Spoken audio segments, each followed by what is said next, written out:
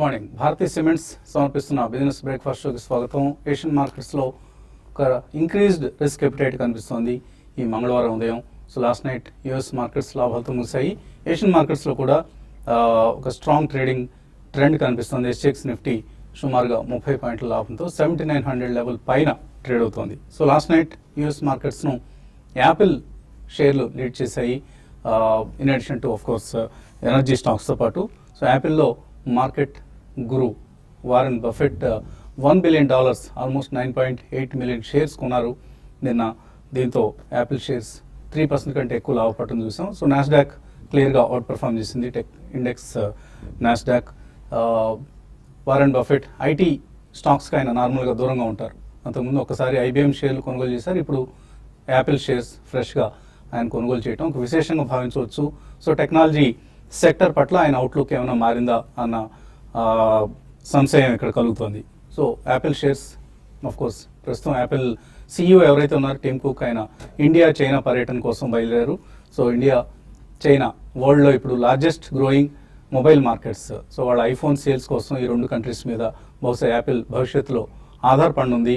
ఇవన్నీ మరి రీజన్ ఏంటనేది వారెన్ బఫెట్ స్పష్టంగా చెప్పలేదు, కానీ యాపిల్ షేర్ల కొనుగోలుకు మాత్రం ఆయన సుముఖత చూపడం, పెద్ద మొత్తంలో $1 బిలియన్ ఇన్వెస్ట్ చేయడం అనేది ఒక విశేషం. సో మేబీ ఐటీ స్టాక్స్ నిన్న మన మార్కెట్స్లో కూడా ఐటీ స్టాక్స్, FMCG స్టాక్సే నిన్నటి లాభాలను లీడ్ చేశాయి. సో మేబీ ఐటీ స్టాక్స్లో కొంత రీరేటింగ్ ఏమైనా రాబోతుందా అన్నది వెయిట్ చూడాలి. సో మరోవైపు ఇంటర్నేషనల్ ట్రెండ్స్ చూస్తే డాలర్ స్ట్రెంత్ పుంజుకుంటుంది, డాలర్ పెరుగుతుంది, కమాడిటీస్ పెరుగుతుంది. నార్మల్గా డాలర్ బలపడుతున్నప్పుడు కమాడిటీస్ వీక్ అవుతుంటాయి, బట్ ఈ తరుణంలో మాత్రం రెండు రిస్క్ అసెట్స్ కూడా పెరుగుతూ ఉండడం ఒక విశేషంగా చెప్పుకోవచ్చు. బ్రెంట్ క్రూడ్ ఆల్మోస్ట్ $49 పైన ట్రేడ్ అవుతుంది. సో ఇప్పటిదాకా క్రూడ్ ప్రైసెస్ సంబంధించి బేరిష్గా ఉన్న గోల్డ్మెన్ సాక్స్ ఇప్పుడు బులిష్గా మారింది. సో $50 దగ్గర స్థిరపడబోతోంది ఆయిల్ అంటూ ఒక వార్త వెలువడింది. So Goldman socks crude prices పెరుగుతాయని చెప్తోంది. సో నైజీరియా, వెనిజులా ఈ రెండు దేశాల్లో ప్రొడక్షన్ అవుటేజెస్ అంటారు. సో ప్రస్తుతానికి తాత్కాలికంగా ప్రొడక్షన్ నిలిచిపోయింది. ఇది ప్రధాన కారణం క్రూడ్ ప్రైసెస్ పెరగడానికి. అండ్ యూఎస్లో కూడా ప్రొడక్షన్ తగ్గింది, ఇది మరొక కారణం. ఇవన్నీ కూడా క్రూడ్ ప్రైసెస్ను మళ్ళీ $50, ఇంతకుముందు గోల్డ్మెన్ సాక్స్ $20కి వెళ్ళిపోతుంది, పడిపోతుంది క్రూడ్ బ్యారెల్ క్రూడ్ ప్రైస్ ఉన్నాయి ప్రెడిక్షన్స్ ఇచ్చింది. మనం $28 దాకా వెళ్ళటం చూసాం. ఇప్పుడు తాజాగా $50 దగ్గర స్థిరపడుతుందని చెప్తోంది. సో మేబీ అది కూడా ఆల్రెడీ $49 దగ్గర బ్రెంట్ క్రూడ్ కనిపిస్తుంది, $47 దగ్గర నైమెక్స్ క్రూడ్ కనిపిస్తుంది. సో క్రూడ్ ప్రైసెస్ పెరగటం అనేది ఇండియన్ ఎకానమీకి సంబంధించి మాత్రం మనకు కొంత నెగిటివ్ పరిణామం. ఎందుకంటే ఆల్రెడీ మనం లో క్రూడ్ ప్రైసెస్ ఇంపాక్ట్ కారణంగా కరెంట్ అకౌంట్ డెఫిసిట్ లాంటివి తగ్గాయి గణనీయంగా మనకి. ఇప్పుడు మళ్ళీ అవి పెరిగితే కొంత మ్యాక్రో ఎకానమీ పిక్చర్లో మార్పు వచ్చే అవకాశం ఉంది. ఈ నేపథ్యంలో నిన్న మాత్రం స్పెక్యులేషన్ యాక్టివిటీ భారీగా చూసాం మనం. సెకండ్ హాఫ్లో లాస్ట్ 1.5 అవర్స్లో మార్కెట్స్ భారీ లాభాలతో క్లోజ్ అయ్యాయి. Nifty in fact lowest point of the day నుంచి 90 పాయింట్స్ ర్యాలీ అయింది.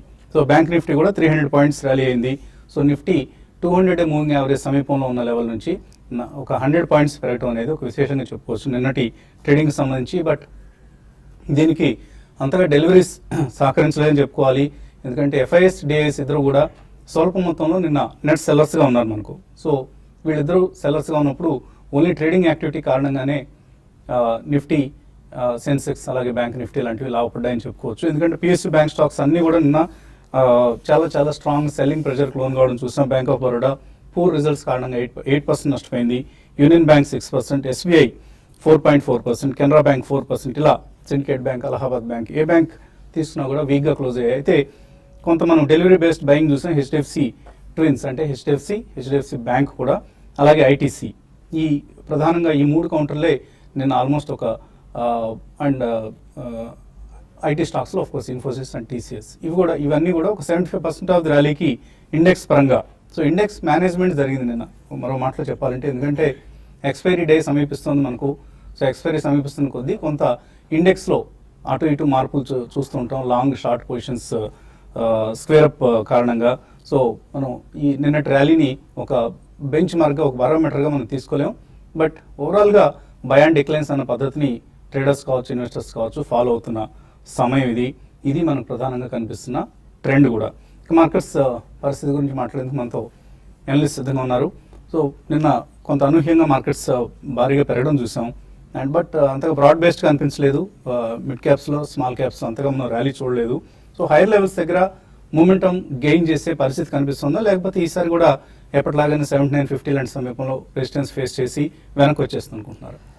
ఓవరాల్ మార్కెట్ 7700 8000 మధ్యలోనే ఉండే పరిస్థితి కనబడుతుందండి. ఎందుకంటే ఓవరాల్ పొజిషన్స్ చూసినా కూడా డెరివేటివ్ పొజిషన్స్ కూడా ఆల్మోస్ట్ టైట్, అంటే ఇక్కడ కాల్స్ ఇక్కడ పుట్స్ ఇక్కడ ఆల్మోస్ట్ టైట్ సిచ్యువేషన్ లాగా ఉంది. అందుకని 7700కి వెళ్ళగానే బయింగ్, 7900 రాగానే సెల్లింగ్ మనం ప్రతిసారి అదే గమనిస్తున్నాం. ఎక్స్పైరీ ఒక 1 వీకే ఉంది కాబట్టి మోరార్లెస్ ఈ రేంజ్ లోనే మనం ఎక్స్పైరీ కూడా, ఈ మధ్యలోనే మనం ఎక్స్పైరీ కూడా చూసే పరిస్థితి ఉందండి.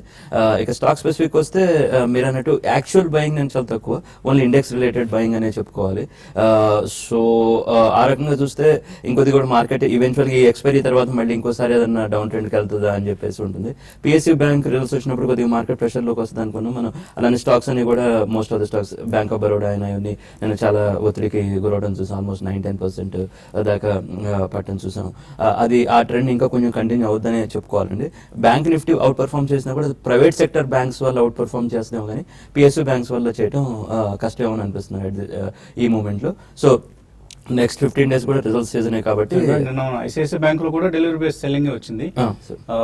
ఎస్ బ్యాంక్ లాంటివి కొంత అవుట్ పర్ఫామ్ చేసింది. సో కాబట్టి అంటే ఓవరాల్ గా ఎలా ఉందంటే ఇప్పుడు మార్కెట్ కూడా quality banks, non quality banks రెండు క్లియర్ డిఫరెన్షియేషన్ తీసుకొని హెచ్డిఎఫ్సి బ్యాంక్, ఎస్ బ్యాంక్ లాంటివి ఏమో బయింగ్ వస్తుంది, లేదంటే ICICI bank, bank of Baroda, to some extent SBI, వీటన్నిటికీ ఏంటంటే సెల్లింగ్ మనం చూడటం జరిగింది అనమాట. సో ఓ రకంగా మార్కెట్ డిఫరెన్షియేట్ చేస్తుంది అనమాట, అంటే quality, non quality in terms of NPA. So ఈ నెక్స్ట్ 15 days కూడా రిజల్ట్స్ సీజన్ కాబట్టి stock specific movement mid caps లో అదే కనపడటానికి ఎక్కువ ఆస్కారం ఉందండి. సో ఫైనల్ ట్రెండ్ జూన్ లో చూడటానికి అవకాశం ఉండొచ్చు.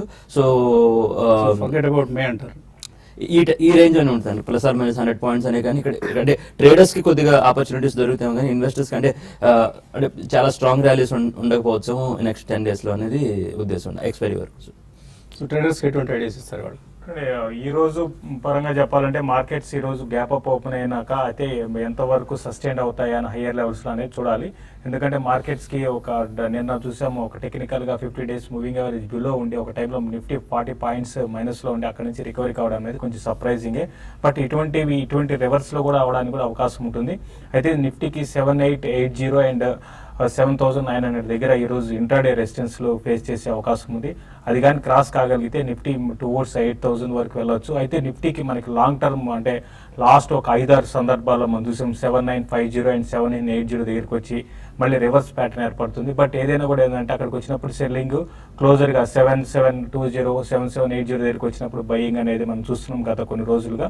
ఈ ట్రెండ్ అనేది కొనసాగే అవకాశం ఉంది. ఈవెన్ నిఫ్టీ కూడా ఈ F&O సిరీస్ కానీ చూసుకుంటే 8000 అండ్ 7820 మధ్యలో క్లోజ్ అయ్యే అవకాశాలు మనకి. స్పెసిఫిక్ స్టాక్స్ రికమెండ్ చేస్తున్నారు?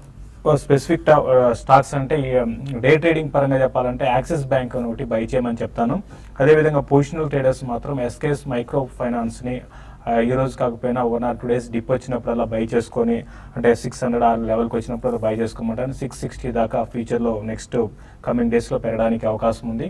తర్వాత ఏఐసిసి ఒకటి కూడా చాలా స్ట్రాంగ్గా మనకి రిజల్ట్ తర్వాత కొంచెం కరెక్ట్ అయినా కూడా మళ్ళీ బౌన్స్ బ్యాక్ అయింది. దాన్ని కూడా పొజిషనల్ ట్రేడర్స్ 440 దగ్గర స్టాప్ లాస్ పెట్టుకుని దాన్ని కూడా బై చేసుకోవచ్చు. 1520 దాకా పెరిగే అవకాశం ఉంది. అయితే సెల్లింగ్ చేసుకునే వాళ్ళు మాత్రం హ్యావెల్స్ని సెల్ చేసుకోమంటాను.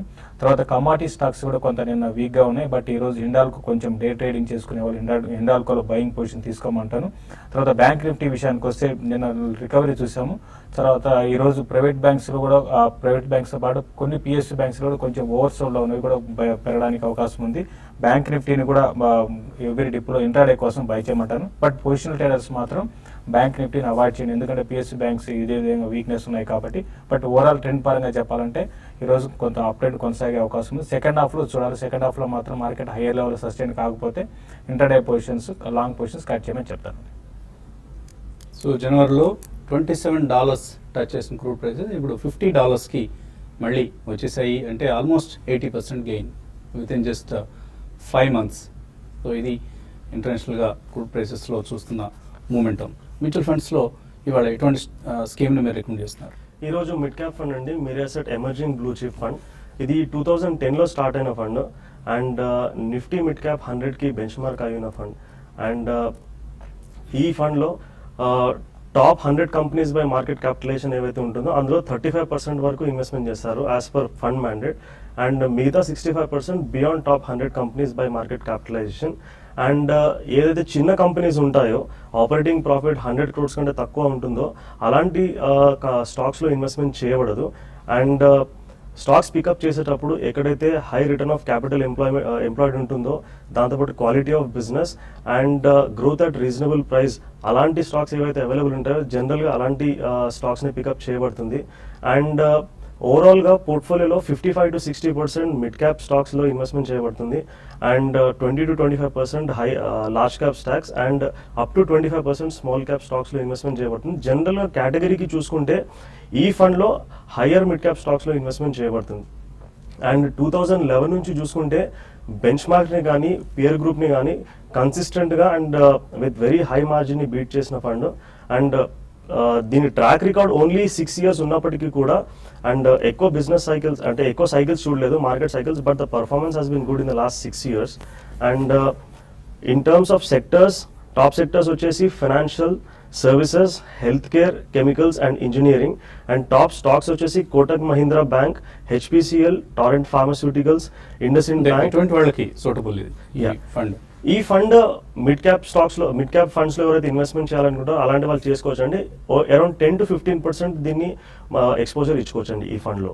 అండ్ 1 lakh ఎవరైతే 2010 లో ఇన్వెస్ట్మెంట్ చేశారో ఆల్మోస్ట్ 3 times అయింది. 3,14,000 is the current value in this fund. So కొద్దిగా రిస్క్ తీసుకోగలిగిన వాళ్ళకి అనువైన ఫండ్ ఇది.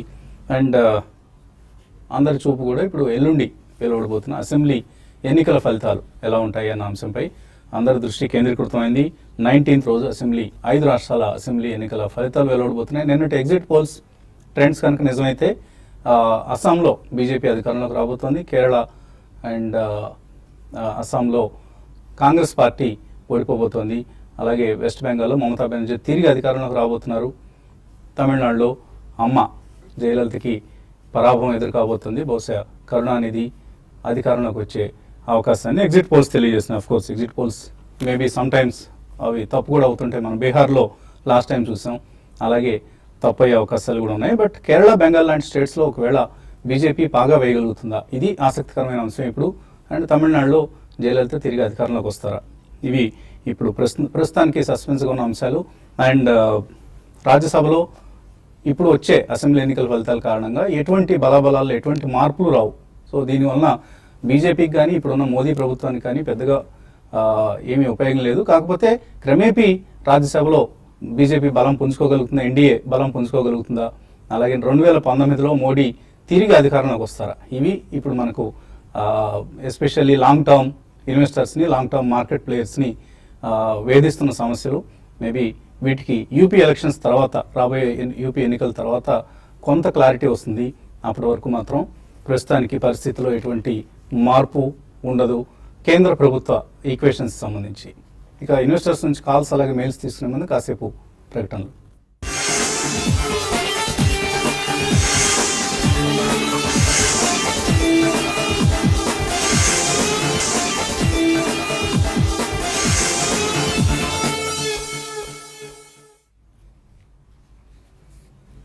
భారతీయ సిమెంట్ సమర్పిస్తున్న బిజినెస్ బ్రేక్ఫాస్ట్ తిరిగి స్వాగతం. ఎస్జెక్స్ నిఫ్టీ స్థిరంగా 7900 లెవెల్ పైన ట్రేడ్ అవుతుంది. సో ఒక పాజిటివ్ ఓపెనింగ్ కోసం మార్కెట్స్ సిద్ధమవుతున్నాయి. కాలర్స్ లైన్లో ఉన్నారు. మొదటి కాలర్ నిజామాబాద్ నుంచి సురేంద్ర. హలో హలో సార్, అడగండి సురేందర్. అది ఎస్బీఐ కొన్నానండి, ఒక 2-3 లెవెల్ తీసుకున్నా ఎవరేజ్ కోసం అని. 200 బై అయింది. అది మరి హోల్డ్ చేయాలా చూడాలా ఎట్లా అని. ఎన్ని షేర్లు కొన్నారు? 200 ఉన్నాయి సార్ ఇప్పుడు. 200 షేర్లు. యావరేజ్ రేట్ ఎంత అన్నారు? 200 పైన పడింది. 200 పైన పడింది. హోల్డ్ చేయొచ్చా ఎస్బీఐ? 200 పైన అంటే ఇప్పుడు ఇమీడియట్ గా అయితే ఇంకా రాకపోవచ్చు, అంటే కొంచెం టైం పట్టే అవకాశం కనపడుతుంది. అయితే మీరు ఫర్దర్ గా యావరేజ్ చేయకుండా ఉన్న పొజిషన్స్ అయితే హోల్డ్ చేయమని చెప్తాను. ఇంకా రిజల్ట్ అనౌన్స్ చేయలేదు. రిజల్ట్ తర్వాత ఈ డౌన్ ట్రెండ్ ఆగిపోయి కొంచెం స్మాల్ అప్ ట్రెండ్ రావడానికి అవకాశం ఉంటుందండి. మీరు లాంగ్ టర్మ్ కోసం అయితే హోల్డ్ చేయండి. షార్ట్ టర్మ్ మాత్రం కొంచెం హైయర్ లెవెల్ సెల్లింగ్ ఉండే అవకాశం ఉంది. ఇంకా మీరు ఇన్వెస్ట్ చేయాలనుకుంటే వీటికైనా ప్రైవేట్ బ్యాంక్స్ లో ఇన్వెస్ట్ చేసుకోమని చెప్తానండి. తర్వాత కాలర్ నాగేంద్ర మణి. హలో నమస్తే అండి. నమస్తే. నాగరాజు గారిని అడగాలనుకుంటున్నాను. అడగండి. నేను రిలయన్స్ మ్యూచువల్ ఫండ్ లో ఏటీఎస్ బ్యాక్ ఈఎల్ఎస్ఎస్ లో ఇన్వెస్ట్ చేశానండి. ఓకే. అది డివిడెండ్ రీఆప్షన్, డివిడెండ్ ఇన్వెస్ట్మెంట్ చేశాను ఆప్షన్. కానీ వాళ్ళు ఒక 4 months బ్యాక్ నుంచి డివిడెండ్ మాత్రం నా అకౌంట్ లోకి ట్రాన్స్ఫర్ చేస్తున్నారు. డివిడెండ్ రీఇన్వెస్ట్మెంట్ అంటే నాకు ఎక్కువ యూనిట్స్ వచ్చేవి కదండి ఇంతకు ముందు, ఇలా ఎందుకు చేస్తున్నారు? సో ఈ మధ్య డివిడెండ్ అమౌంట్ ని మీ అకౌంట్ కి క్రెడిట్ చేస్తున్నారా, బ్యాంక్ అకౌంట్ కి? అవునండి. ఓకే, రీఇన్వెస్ట్మెంట్ ఆప్షన్ నుంచి ఆవిడని తప్పించారు. ఎక్కడ కన్ఫ్యూజన్ వచ్చి ఉంటుంది? లేదండి, ఒకసారి ఇనిషియల్ గా ఇన్వెస్ట్మెంట్ చేసినప్పుడు ఏమైతే ఇచ్చారో అదే ఉంటుంది, మారడానికి అవకాశం అయితే లేదు. పొరపాటున ఆన్లైన్ లో అటువంటి ఆప్షన్ ఏదైనా తెలియకుండా క్లిక్ చేసినా అటువంటి అవకాశం కూడా అట్లా ఉండే అవకాశం ఉండొచ్చు, కానీ ఇనిషియల్ గా ఏమైతే ఇస్తారో అదే కంటిన్యూ అవుతుందండి. డివిడెండ్ రీఇన్వెస్ట్మెంట్ ఆప్షన్ అనేది మీకు అడిషనల్ బెనిఫిట్ ఏమీ కాదండి, దాన్ని గ్రోత్ ఆప్షన్ లో పెట్టుకుంటే మంచిదండి. లేదంటే మీరు ఈఎల్ఎస్ఎస్ ఇప్పుడు అందులో ఉంది కాబట్టి అందులో నుంచి బయటకు వచ్చేసి రెగ్యులర్ ఫండ్స్ లో ఇన్వెస్ట్మెంట్ చేసుకున్నా ఓకే.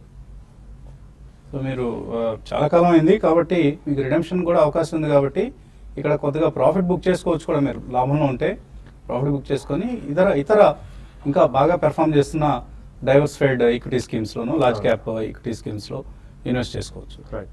సో అది బెటర్ ఆప్షన్ అవుతుందండి. అండ్ ఈమెయిల్ సందేహాలు చూద్దాం. అనిల్ కుమార్ అడుగుతున్నారు, Rana sugars, Renuka sugars and PNB ఈ 3 షార్ట్ టర్మ్ కోసం అండ్ ఇంట్రాడే కోసం కొందాం అనుకుంటున్నారు, ఫండమెంటలీ మంచిగా అని అడుగుతున్నారు. మీరు ఏం చేద్దాం అనుకుంటున్నారు అనేది మీకు కొద్దిగా స్పష్టత లేదండి. సో ఒకవేళ షార్ట్ టర్మ్ కోసం కొందాం అనుకుంటే రాణా, రేణుకా, పిఎన్బి కొనుక్కోవచ్చు. అంటే రాణా షుగర్ వద్దు, పిఎన్బి అంటే పిఎన్బి బ్యాంక్ గురించి అడిగినట్టున్నారండి. పిఎన్బి బ్యాంక్ కూడా మీరు అవాయిడ్ చేయమని చెప్తాను. మీరు చెప్పిన స్టాక్స్ అన్ని కూడా, రేణుకా కూడా వద్దండి. షుగర్ స్టాక్స్ లో బలరాంపూర్, చిరి, ధన్పూర్ లాంటివి మీరు బై చేసుకోమని చెప్తాను. బట్ ఇంటర్డే కోసం కాదు, వీటికన్నా ఇంటర్డే కోసం నిఫ్టీ స్టాక్స్ లో మీరు ఎక్కువగా ట్రేడ్ చేసుకోమని చెప్తాను. సో షుగర్ స్టాక్స్ లో బాగా ర్యాలీ చూస్తున్నాం మనం. ఇన్ఫాక్ట్ ఒక జోగూడ మార్కెట్స్ లో ఉంది. ఇప్పుడు బ్రూలో మనం కాఫీ ఎక్కువగా వేసుకోవాలి, షుగర్ తక్కువగా వేసుకోవాలని అంతటి స్ట్రాంగ్ ప్రైస్ ర్యాలీస్ మనం చూస్తున్నాం, బోత్ రిటైల్ మార్కెట్లో షుగర్ ప్రైసెస్ అలాగే స్టాక్స్లో కూడా. శ్రీను అడుగుతున్నారు, టెక్నికల్ సబ్స్క్రైబర్ అట మన పీవైటీకి, సెల్ రికమెండేషన్స్ని ఎలా వాడుకోవాలో తెలియడం లేదట. చూడండి, సెల్ రికమెండేషన్ అంటే డే ట్రేడింగ్ కోసం ఇవ్వడం జరుగుతుందంటే, మీకు అదే పొజిషనల్ ట్రేడింగ్ అంటే మాత్రం ఫ్యూచర్స్ లో చేయాల్సి ఉంటుంది. మీరు సెల్ అన్నప్పుడు ఏదైతే ఎస్బీఐ సెల్ అన్నాం అనుకోండి, దాని బిలో ఉన్నప్పుడు అంటే మేము లెవెల్స్ మేము మెన్షన్ చేస్తాము. సెల్ చేసుకొని ఇంటర్డే 233 లోపల మీరు క్లోజ్ చేసుకోవడం చాలా వరకు బెటర్ అండి. సో మీరు అంటే ట్రేడింగ్ ఎక్స్పీరియన్స్ ఉంటే ఇవన్నీ తెలుస్తాయి, లేకపోతే తెలియదండి. అలాగే స్టాప్ లాస్ తప్పనిసరిగా ఎక్కడైతే స్టాప్ లాస్ ఇండికేట్ చేశారో దాన్ని తప్పనిసరిగా అమలు చేసుకోండి. అదర్వైజ్ ఎప్పుడైనా అనూహ్యమైన మూమెంటం ఉన్నప్పుడు ఆ స్టాక్లో నష్టాలు ఎక్కువగా వచ్చే ఛాన్స్ ఉంటుంది. ఈవెన్ బై చేసినా సెల్ చేసినా కూడా స్టాప్ లాస్ తప్పనిసరిగా పెట్టుకోండి. అలాగే ఈ మధ్య మన అనలిస్ట్ ఇస్తున్న పొజిషనల్ కాల్స్ ఎస్పెషల్లీ అవి చాలా చక్కగా వర్కౌట్ అవుతుంది. ఎందుకంటే బై చేసి హోల్డ్ చేస్తే ఈ మార్కెట్లో బై అండ్ డిక్లైన్స్ అన్న పద్ధతి నడుస్తుంది కాబట్టి బై చేసి హోల్డ్ చేసిన వాళ్ళకి చాలా చక్కటి రిటర్న్స్ వస్తున్నాయి. మేబీ 1 week 10 days హోల్డ్ చేసిన పొజిషనల్ కాల్స్లో 10% వరకు కూడా రిటర్న్స్ వస్తున్న కాల్స్ మన అనలిస్ట్ ఇస్తున్నారు, గమనించండి. మ్యూచువల్ ఫండ్స్ సంబంధించి ముఖర్జీ అడుగుతున్నారు, 2009 నుంచి 2014 వరకు HDFC టాప్ 200 SIP చేశారు. ప్రస్తుతం ఈ స్కీమ్ పెర్ఫార్మెన్స్ బాగలేదు, మిడ్ క్యాప్ ఫండ్లోకి మార్చుకోవచ్చా, STP చేయొచ్చా? హెచ్డిఎఫ్సిలోనే చేయాలంటే మీరు HDFC mid cap opportunities fund ఉందండి. సో హెచ్డిఎఫ్సిలో చాలా వరకు ఫండ్స్ మంచిగా చేయట్లేదు, కాకపోతే రీసెంట్గా లాస్ట్ 3-4 months నుంచి పికప్ అయ్యాయి ఫండ్స్. బట్ అందులోనే ఇన్వెస్ట్మెంట్ చేయాలనుకుంటే హెచ్డిఎఫ్సి మిడ్ క్యాప్ ఆపర్చునిటీస్కి మీరు స్విచ్ చేసుకోవచ్చు. లేదంటే అదర్ మిడ్ క్యాప్ ఫండ్స్ ఉన్నాయి, ఇంతకుముందు మాట్లాడాం, మిరాసెట్ ఎమర్జింగ్ బ్లూ చిప్ కానీ, Franklin India mid cap fund కానీ, ఇలాంటి దాంట్లో మీరు HDFC మిడ్ క్యాప్ ఫండ్లో కూడా షిఫ్ట్ కావచ్చు, STP చేసుకోవచ్చు. శ్రీనివాస్ ఆర్కాన్సాస్ USA నుంచి బాలాగారు ఎందుకు రావడం లేదు? ప్రస్తుతం మీ దేశంలోనే ఆయన పర్యటిస్తున్నారు, ఎంజాయ్ చేస్తున్నారు. సో నెంబర్స్ మాకు అంతగా తెలియదు కాబట్టి ఇవ్వలేకపోతున్నాం. అదర్వైజ్ మీరు యూఎస్లో ఎక్కడైనా మీకు కనుక ఒకవేళ ముఖాముఖి అనుకోకుండా ఎదురైతే విష్ చేయండి. కాకతీయ సిమెంట్స్ కొందాం అనుకుంటున్నారు, 2,200 రూపాయలు హోల్డ్ చేస్తున్నారు, ఆల్రెడీ ప్రాఫిట్ బుక్ చేసుకోవచ్చు. ఇక్కడ వద్దండి, సిమెంట్ కంటిన్యూ చేయమని అంటాను. అంటే ఇది ఫ్రంట్ లైన్ సిమెంట్ కంపెనీ కాకపోయినా కూడా అది సిమెంట్ ఓవరాల్గా ఇక్కడ నుంచి కన్స్ట్రక్షన్ యాక్టివిటీ అయితే పికప్ అయితే అడ్వాంటేజ్ ఉండే సెగ్మెంట్ అండి. సో అంబుజా సిమెంట్ కొంచెం స్లోగా ఉన్నా కూడా మీరు లో లెవెల్స్ అంబుజా సిమెంట్ కూడా మీరు బై చేయొచ్చండి ఫ్రంట్ లైన్. ఇది ఇవాల్టి బిజినెస్ బ్రేక్ఫాస్ట్. మధ్యాహ్నం స్మార్ట్ ఇన్వెస్టర్లు మళ్ళీ కలుద్దాం.